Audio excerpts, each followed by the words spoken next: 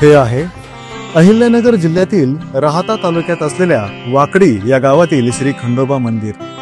राहत्यापासून साधारण 14 किलोमीटर अंतरावर खंडोबाचं हे जागृत देवस्थान आहे.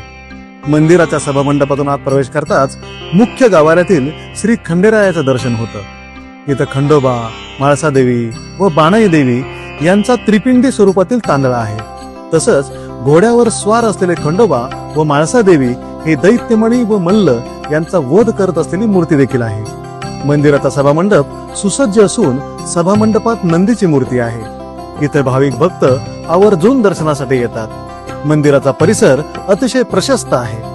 मुख्य मंदिराच्या शेजारीच सभामंडप व प्रसादालय आहे. मंदिराच्या समोरच खंडोबाच्या घोड्याचं शिल्प आहे. तसंच मंदिर परिसरात दीपमाळ देखील आहे. हे मंदिर प्रतिजेजुरी म्हणून ओळखलं जातं. येळकोट येळकोट जय मल्हार असं म्हणत भाविक भक्त इथं खंडोबाची पूजा करण्यासाठी येतात. महाराष्ट्रभर प्रसिद्ध असलेलं वाकडी इथलं हे खंडेरायाचं मंदिर भाविकांचं श्रद्धास्थान आहे. नागेबाबा परिवाराच्या वतीनं श्रद्धापूर्वक वंदन.